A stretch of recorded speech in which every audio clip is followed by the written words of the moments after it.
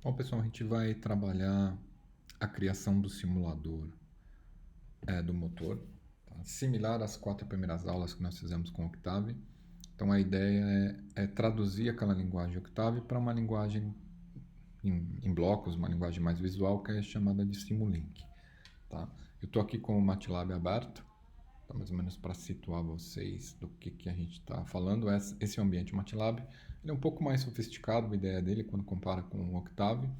Então, a produtividade de software, desenvolvimento de software é melhor, né? A visualização de variáveis, a parte gráfica, a parte de importação, exportação, tá? Mas a parte de programação é, vamos dizer assim, é 100% a mesma, tá?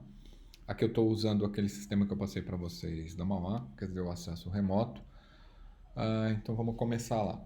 Acho que o primeiro aspecto a gente pode criar um live script.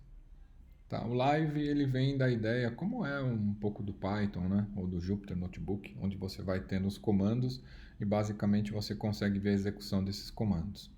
Tá? Vou ver se eu consigo trazer para cá o diagrama em si. Vamos ver se ele funciona aqui, só um minuto, vamos lá. Bom, eu posso ver os resultados à direita ou posso ver em linha. Então eu vou preferir usar em linha. Tá? Então eu coloco o comando e logo na sequência eu tenho o resultado dele. Tá? Então, só para lembrar o que a gente vai trabalhar. Ok. Deixa eu ver se eu consigo abrir ele fora, então.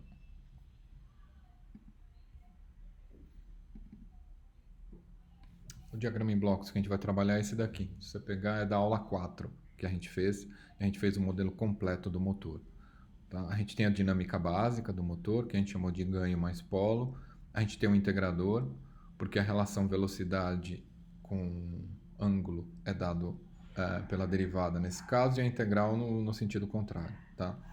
E a gente modelou os dois sensores como constantes. Então a gente negligenciou a dinâmica, o que é razoável, né? Porque o sensor geralmente é muito mais rápido do que a grandeza que ele mede. Então a gente só tem uma constante de proporcionalidade. Quer dizer, o sensor de velocidade transforma a velocidade em tensão e o sensor de posição transforma a posição em velocidade. Em essência é isso. Tá, deixa eu só ver se eu consigo copiar esse cara.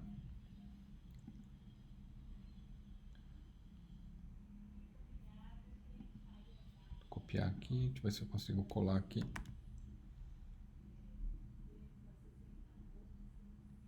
Tá, bom, depois eu vejo o comando.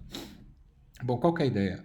Nesse live script eu posso digitar os comandos como a gente fez no Octave. E você pode ver o resultado dos comandos em linha, como é muito parecido quando você está usando o Jupyter, por exemplo. Tá? O que eu vou apresentar para vocês é um outro formato de programação. Então, percebe que eu estou no Live Editor aqui e eu vou para o Home. E aqui no Home eu tenho o Simulink.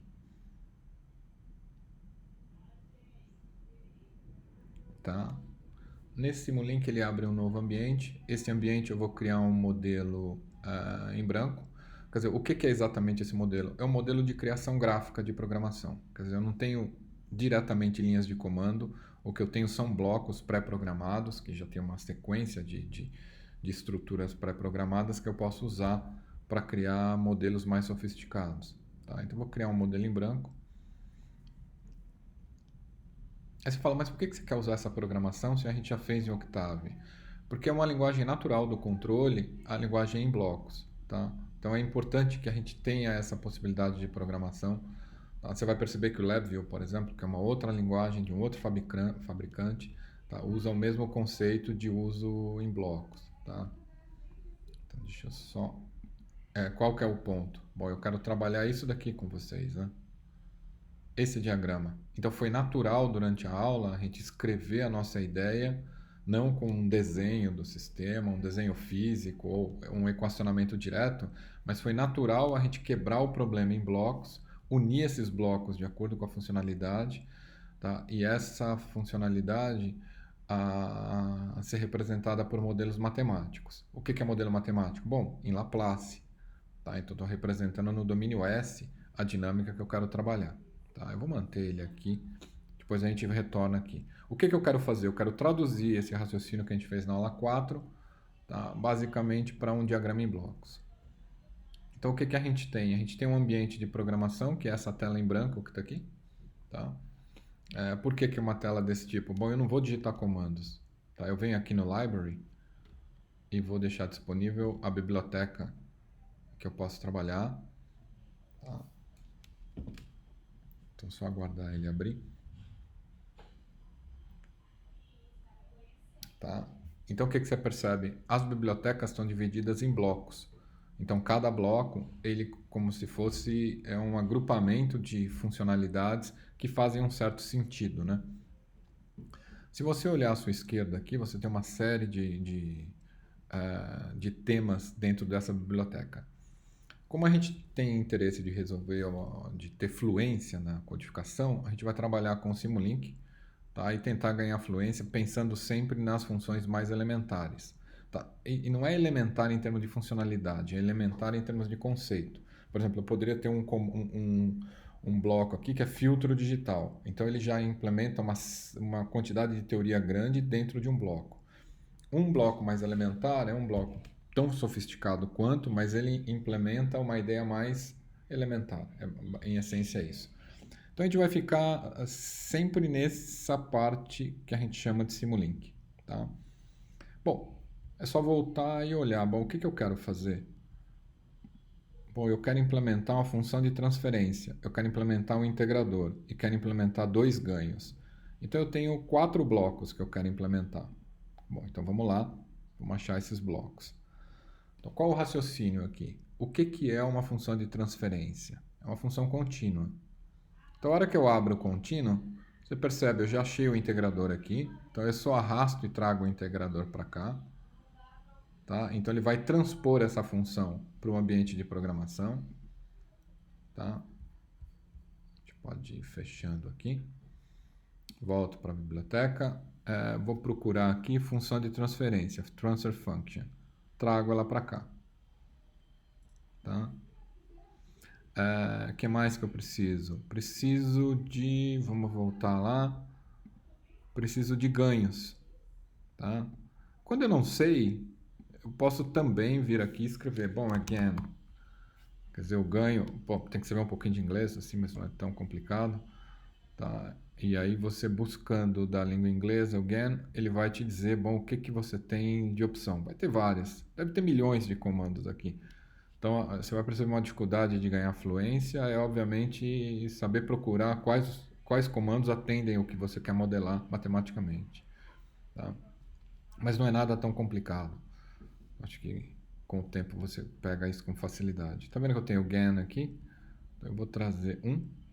E aqui já vai uma dica. Se eu quiser copiar um bloco, eu clico com o botão direito do mouse e arrasto, e ele copia o bloco para mim. Tá? Tem os 4 blocos que eu queria, que representam essa dinâmica que está aqui. Tá? Se eu apertar a barra de espaço, eu consigo adequar os blocos que eu tenho para a tela. Tá? E aqui vamos montar o nosso diagrama. Percebe que quando eu clico em 2 blocos, ele sugere uma ligação. Se eu clicar em cima da ligação, ele fecha essa ligação. Tá? Aqui ele sugeriu, mas não é o que eu quero. Aqui ele sugeriu e já fez. Felizmente é o que a gente quer. Às vezes tem que ter um certo cuidado. Esta ligação eu puxo e ele fecha com uma bolinha. Tá? Bom, fiz minha programação. Agora eu tenho um software que entende 2 funções em Laplace e 2 fatores multiplicativos. Tá? O que eu preciso fazer agora? Esses sistemas, é importante que a gente dê nomes para eles. Então, o que significa isso daqui? Bom, isso daqui significa modelo motor. Tá? Então, eu tenho aqui modelo motor. Aqui eu tenho os parâmetros do modelo motor, que a gente obteve em aula. Então, a gente pode pegar aqui, olha, KM, e pode pegar aqui PM. O que é KM? É o ganho do motor, e PM é o polo do motor. Então a gente pode aplicar esse cara. A gente pode pegar também os sensores. Então, quem que é esse cara aqui? Esse cara é um sensor. Está modelando um sensor, vamos dizer assim. Tá? E este cara também. Aí a gente precisa acertar um pouquinho para poder escrever claramente. Então esse cara também é um sensor. Tá? Ele reclama de ter o mesmo nome, então eu vou chamar de sensor de rotação. Tá? E para diferenciar eu vou chamar de sensor posição. Então, tem sensor rotação, sensor posição. Vou colocar aqui, então esse cara seria um KW. Tá? E esse cara seria um KP, por exemplo. Aí você vai dar um nome que você achar interessante. Então o que eu fiz? Agora eu tenho um modelo do motor. Se você perceber, ele deixou alguns blocos em vermelho, e esses blocos em vermelho são indicativos de que faltam coisas. Tá? Depois a gente vai ver como resolve todos os warnings. Então isso aqui é uma espécie de warning em termos de software. Ok? Bom, como a gente chega nesse modelo, o interessante seria transformar ele num bloco único. Então eu posso trabalhar aqui, por exemplo, olha, com sinks e posso definir uma saída. Tá? Definir uma saída, copio, defino uma segunda saída. Quem que é essa primeira saída? Então, vou chamar ele de rotação, hot, por exemplo, só para não tá ao contrário. Deixa eu só... Esse daqui, na realidade, é pós, de posição, e esse cara é a rotação do motor. Vou chamar de hot. Agora eu tenho uma entrada. Tá? Essa entrada, vou pegar no source, vou trazer para cá.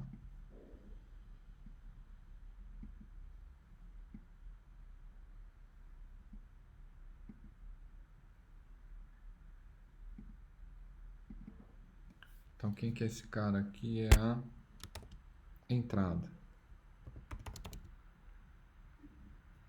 Tá? Ou é uma tensão, né? Na realidade, você pensar no motor, é onde você está aplicando uma tensão elétrica. Vou chamar de tensão, que fica um pouco mais didático. Eu quero transformar isso num bloco, então seleciono tudo, como um elástico mesmo, uma função elástico. Clico com o botão direito, e aí você tem uma opção que é Create Subsystem from Selection. Tá? Então, ele vai criar um bloco dedicado ao que você está trabalhando. Aí você pode deletar as funções auxiliares, tá? Estou deletando a parte auxiliar aqui. Da mesma forma que numa linguagem escrita você tem os comentários, aqui você pode criar algumas cores para separar uma linha lógica que você tenha. Eu vou trabalhar com o cian aqui. Esse cara vai ser o modelo dinâmico. Então esse passa a ser o modelo do motor. Então, não sei se você percebeu, é relativamente simples você criar um modelo. A linguagem de programação é bem otimizada, né? A gente demorou alguns minutos aí nessa criação. Agora eu preciso resolver as falhas. Quais são as falhas? KM, PM, KP e KW. Tá? Para resolver esses caras, eu vou voltar no MATLAB aqui, tá? E vou abrir o programa que nós fizemos em aula. Tá? Esse daqui é da aula 4. Então, é o mesmo sistema da aula 4. Tá? Então a gente vai determinar os valores aqui. Deixa eu ver se a gente consegue determinar os valores. Deixa eu ver aqui.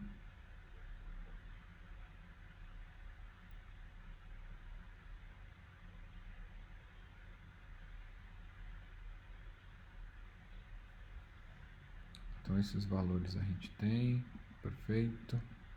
Agora a gente consegue determinar o ômega. Tá? A gente tem a função aqui. Perfeito. Legal. Então, uma das tarefas que vocês vão ter para essa atividade é, partindo desse programa, achar corretamente os parâmetros do diagrama. Não é complicado, tá? Porque você já tem a resposta aqui, a gente já fez. É mais uma tarefa para você se situar como que você vai trazer aqueles valores para cá. Eu vou colocar valores arbitrários para a gente poder trabalhar um pouco. Então, eu vou colocar KM, PM, KP e KW. Tá? Onde é que eu defino esses valores? Eu defino no próprio MATLAB. Então eu volto aqui, olha.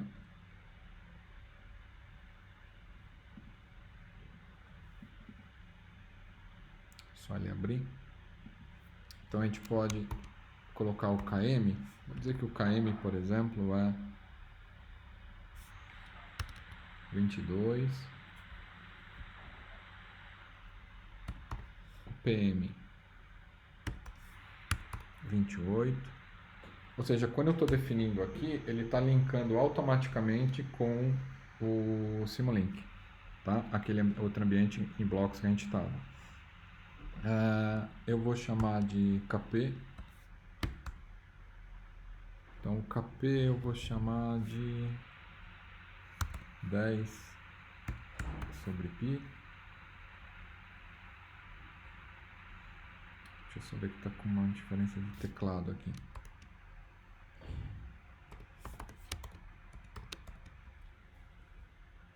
Sobre π, tá? E o KW, vou dizer que é 308. Então eu defini as funções que eu preciso para trabalhar, tá? Depois você, só lembrando, você vai ter que corrigir.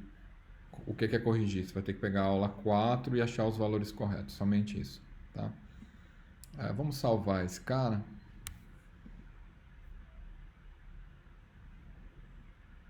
Então eu vou salvar ele aqui num diretório de trabalho. Então é importante que você tenha todos os seus arquivos no mesmo diretório para evitar aqueles problemas de caminho, né, que acontecem. Então eu vou chamar aqui de modelo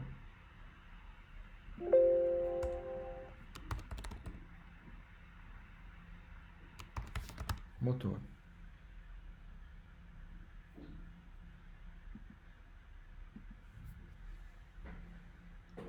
A gente salvou aqui o modelo motor. Só um tempinho, tá? O que eu quero fazer agora? Eu gostaria de comparar esse modelo motor com o modelo real. Então, como é que eu vou fazer para comparar isso com o real? Bom, eu vou pegar os dados que eu coletei do real, que foram os dados que a gente usou aqui para construir esse software. Não sei se vocês estão lembrados, né? Mas a gente usou um arquivo chamado XPSet, tá? Que todos vocês têm, e tem lá no LMS também para vocês poderem trabalhar. Tá? Então a gente consegue pegar aqui esse XPSet e foi quem gerou esses dados para nós. Tá? Você vai ver que no MATLAB é bem mais fácil a gente conseguir fazer a importação. Então você tem aqui o import data. Tá? Esse import data ele está pedindo, bom, o que eu quero importar. Então eu quero importar o XPSet, abro o XPSet. Ele automaticamente vai abrir o arquivo para nós, vai selecionar o que é dado, o que é cabeçalho, vai separar. Tá? E aí ele abre esse ambiente auxiliar. Esse ambiente auxiliar permite que a gente importe o dado. Primeira coisa que você tem que escolher é qual que é o tipo de saída que você quer. Tá? Então você quer uma tabela, você quer uma matriz numérica, você quer uma matriz de strings, você quer uma matriz de células. O mais fácil para nós é uma matriz de vetores coluna. Tá? Então percebe que ele mudou a formatação à esquerda aqui. E agora a gente pode colocar os nomes. Então, a princípio eu sei que isso é rotação, vou chamar de W. Eu sei que isso é posição, então vou chamar de P. Uma variável bem simples. E eu sei que isso é entrada. E a entrada eu vou chamar de U. Então a gente tem W, P e U. Obviamente tem que lembrar, mas é suficiente aí para fazer a importação. Aí eu vou no Import Selection, Import Data, faço a importação e ele vai criar 3 variáveis para mim. Fica olhando no canto esquerdo ali, você vai ver a criação das variáveis. Tá vendo o Workspace? Tem lá KM, KP, KW, PM. Ali você vai ver a criação das variáveis.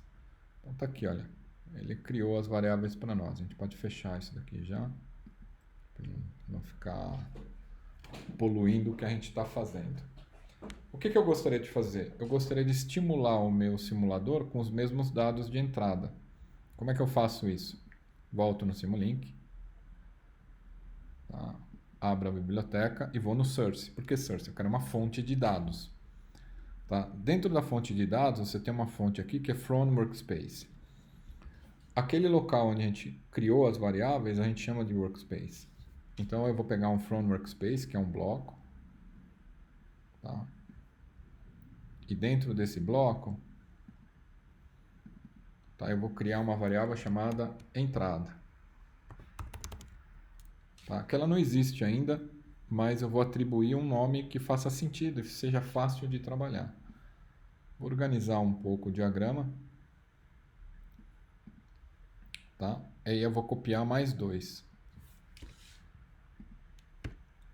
Tá?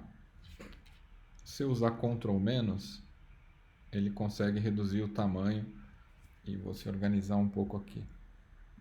É como eu estou no Mac, os comandos não são tão triviais.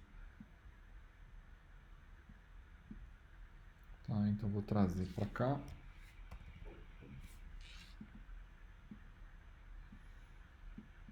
Aí eu vou chamar esse cara de rotação. Tá? E vou criar um outro.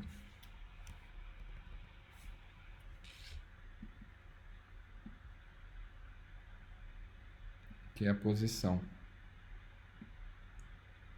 Tá, ele está reclamando com esses warnings aí, basicamente porque não estão criados. É o próximo passo que eu vou fazer com vocês, tá? Vou só tirar daqui as anotações.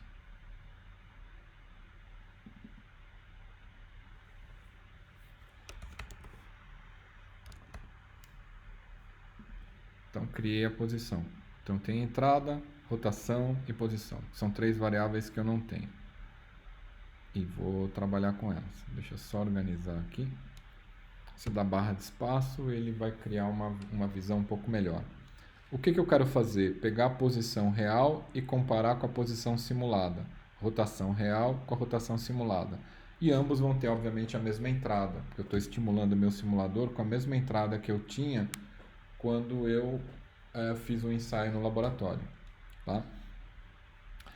Então, o que eu vou fazer? Eu vou trazer esse cara que está aqui e esse cara que está aqui, ó. Ele vai dando umas dicas, você pode aceitar ou não as dicas que ele dá.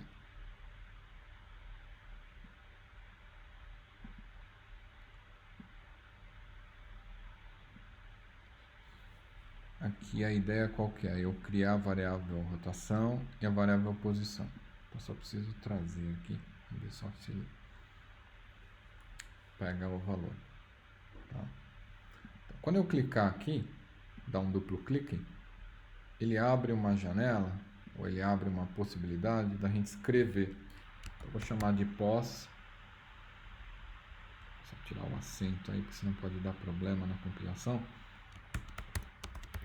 Pós simulado.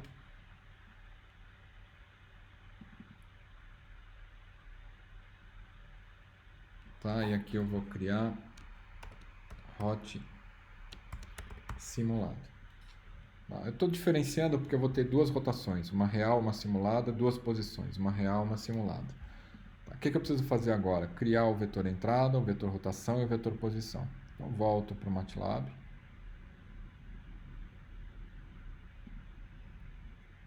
Vou precisar criar o vetor tempo também, você vai perceber.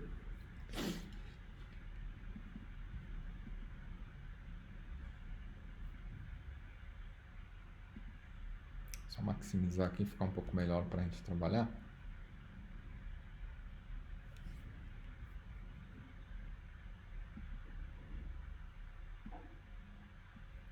Perfeito. Conforme você vai criando as variáveis, elas ficam globais e ficam disponíveis sempre, exceto quando você eliminar elas, tá? Como a gente já tinha comentado. Então, eu vou criar a variável tempo. Tá? Para facilitar e manter a mesma ideia, eu vou criar a variável t. Tá? T é igual. Bom, o tempo, obviamente, começa no zero, né? Então, vamos lá. Eu abro... Vou colocar assim, em space.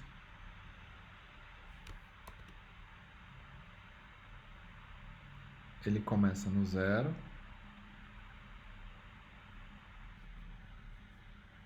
Tá? Que é o valor inicial. Aí ele vai até o valor final. Bom, qual é o valor final? É o tamanho de qualquer um dos vetores que a gente pegou. O que esse tamanho me dá? Bom, ele me dá o número de pontos que eu capturei. Então, se eu pegar o length, que é o tamanho do W, eu vou ter o tamanho, o número de pontos do W. Tá? Daria até para fazer isso separado, mas eu acho que a gente já pode fazer dentro do comando. Tá? Eu vou tirar um ponto, por quê? Porque eu desconto 0, então é o tamanho menos 1, tá? Vezes a taxa de amostragem. Bom, qual foi a taxa de amostragem? Isso eu sei, porque eu que fui no laboratório e coletei os dados. Então eu sei que é 1 milissegundo. Estou colocando 1 milissegundo. Tá? Quantos pontos eu quero? Bom, eu quero exatamente o número de pontos, o length que está aqui. Tá? Aqui não é menos 1, porque aí eu englobo o zero. Né? Então a gente consegue agora calcular o vetor t. Tá? Então agora eu tenho o vetor t. Então quem é a entrada? Bom, a entrada é um vetor.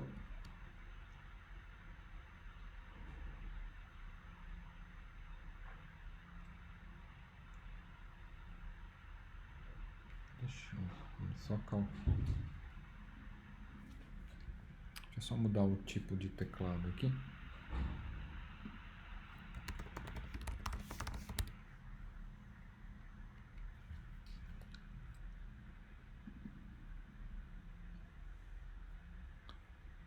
Deixa eu ver.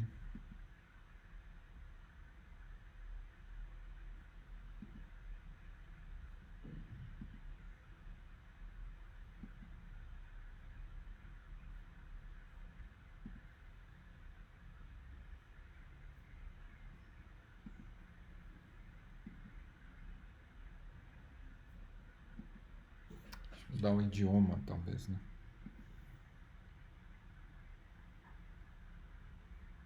Deixa eu pegar aqui.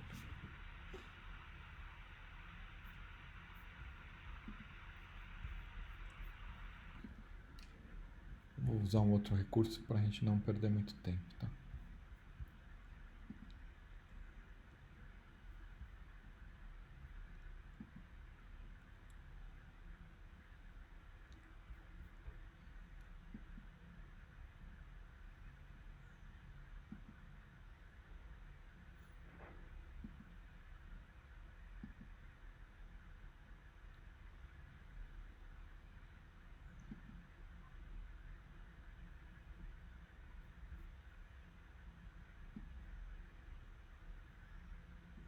Deixa eu pegar aqui.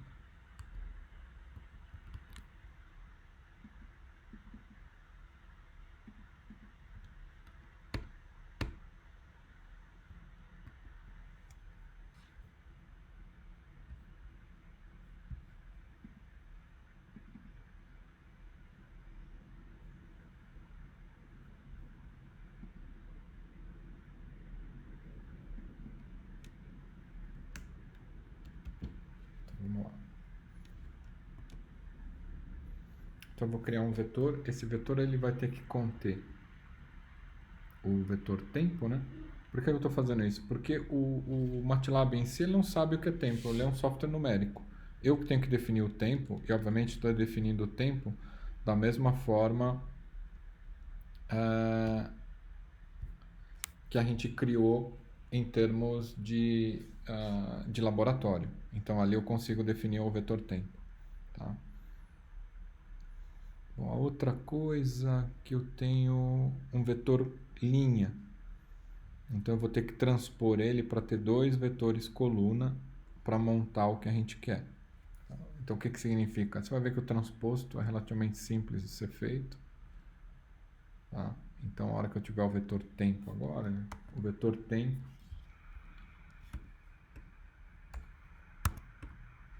transposto. Então eu estou transpondo o vetor tempo e o U. Tá? Então se a gente der uma olhada, ele criou duas colunas. Do lado esquerdo está o tempo e do lado direito está a entrada U. Tá? Eu vou usar a mesma estrutura para o W. Então, quem que é o W? É rotação. Então, eu vou criar uma nova variável aqui, que é a variável rotação. tem a variável rotação. Tá? E vou criar uma última variável, que é a variável posição. Você percebe que o tempo é o mesmo para todos, porque, obviamente, eu coletei tudo simultaneamente, né? A entrada, e aqui eu posso colocar a posição. Tá? Então, agora eu tenho as três variáveis. Eu consigo voltar aqui. Tá? Então, eu tenho entrada, rotação, posição. Vamos ver se eu não errei nenhuma parte, como é que eu vou dizer, em termos de grafia, né? Como é que eu verifico os resultados? Clica aqui, aparecem esses três pontinhos, tá vendo? Esses três pontinhos, eles permitem que você faça uma seleção do que você quer. Então você vem aqui onde tem esse símbolo parecido com o do Wi-Fi, tá? E ele dá um Enable Data Logging. Então esse Enable Data Logging, basicamente, ele vai coletar todos os dados durante a simulação. Tá? Deixa eu só fechar aqui para não ficar atrapalhando vocês. Tá? Aqui é a mesma coisa.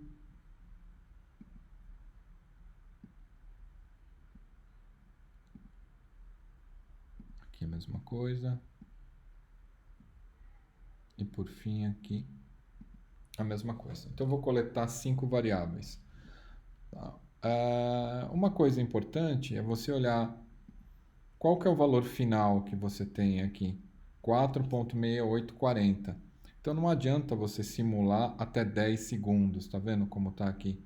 Então o que eu posso escrever aqui? Eu posso escrever t, que é a variável tempo, e end, que é o valor final dela.